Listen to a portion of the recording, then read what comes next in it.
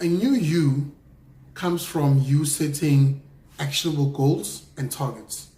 It comes from you being able to say, step one, today or for this whole week, I plan to do something different, which I think will lead to a positive impact in my life. Right, take an example is you're used to waking up at 8 a.m. every day, that's me, and going to work. But for once, you want to challenge yourself and say, look, for the next week, I'm going to wake up at 5 a.m. every day. I'm going to plan my day in advance. I'm going to go to gym. I'm going to post a blog. I'm going to write down something that I want to achieve in this week. Mind you, waking up 5 a.m. every day for the whole week consistently is a goal, is a target that you want to accomplish, right? Therefore, on top of that, you might want to add something else. You might then say, I want to make a positive contribution in someone's life this week, right? You jot that down. There is a lot of power, guys, in what that you speak out into the world, you also put down, and you can say, well, these were my tasks and objectives for the week. What have I accomplished? What haven't I not accomplished? And then the critical questions, why, where you have not accomplished, right? So a new you only comes from you setting goals and actionable targets, right? You need to understand what that means. You need to understand that if you wake up every day and you have a long-term and a short-term view and you have no goals in between, then there is no new you. There's only who you are currently, just screaming to the universe that, look, I'm going to do better. I'm going to, Secondly, over and above, putting goals and setting goals and actionable items is applying yourself. I find that, the youth of today, and I'm generalizing again, guys, this does not mean it's everyone, but people don't apply themselves anymore, right? People want to just ask for help at any given point without actually applying themselves. And here's the lesson. So today, I'm trying to buy things that we want to, make. Okay, let me not say things. I've got a camera stand, but it doesn't have that adapter that holds the phone. So I sat there and I'm like, shit, DIY, man. How can I take this camera stand and, DIY it so that it can hold my phone so that I can record as I'm doing now without having to hold it in my hand the whole time. Crack my brain. I was thinking of claws and hooks and, super glue and whatnot. And then I was like, okay, well, look, I know I have to do something. So I end up going to the hardware store. I get to the hardware store. I tell the man the problem that I have. He's like, two-sided duct tape. I'm like, whoa. Excuse me? He's like, yeah, two-sided duct tape. He's like, no, you just put it on the outside, on the other side of the phone and on the camera stand, and voila. Your phone will hold while you are shooting. And I was like, I did not apply myself, right? I just said, I have a problem. And instead of looking at it from a very basic, simple level, I took it to a whole nother level. I was just like, yeah, no. So I was taken aback. And that was a lesson for me today, is that simplicity really is the best. But we need to learn to apply ourselves. Apply yourselves in everything that you do. Ask yourself the right questions. Then commit to things. Guys, we need to commit so hard. Like ball so hard and whatnot. You know that song. But we need to commit so hard to our dreams, right? If you have something that you have not accomplished and you still feel like you need to accomplish, then do it. Don't waste time. Start today and make change in your life without any commitment, right? Your purpose, your passion, your goals, your targets, nothing will matter, because let's face it, what are you going to achieve if you are not committed to yourself? Because when you're committed to yourself, you then value your life. You value your skills and the output that you can put into the world, right?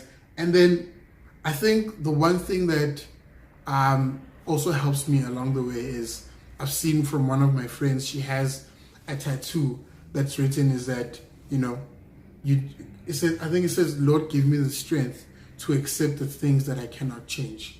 That is maturity.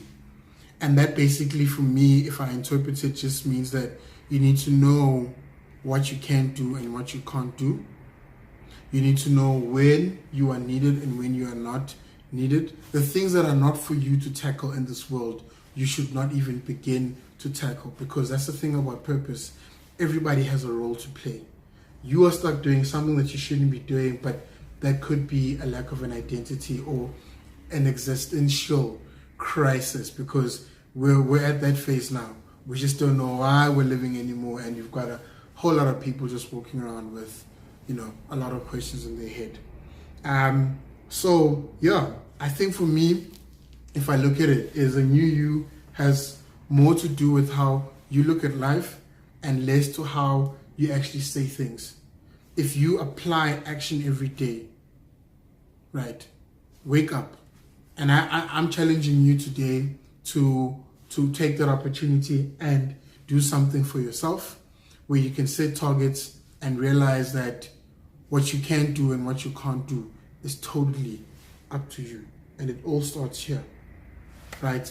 And before I go, not before I go, and before I go is, I'd like to leave you guys with a task, right? And this is something that I was taught, and it absolutely blew my mind, because I was just like, whoa, it actually has a way. So if you're watching this right now, I'd like you to do something for me. Grab a pen and paper. Right. When you have the pen and paper, I want you to first think of an animal, right? So I'm going to ask you for 3 animals that you like, right? So I want you to first think of the first animal, right? And then, so think of the first animal. Got it? Cool. Now, write the name down. Cool. Have you written the name down? Sure. Now, underneath that animal's name, I want you to write 3 characteristics that you like about that animal. Characteristics, as an example, is if I were to pick a dog. A dog is caring. A dog is loving. A dog is protective, Yeah, some are hunters.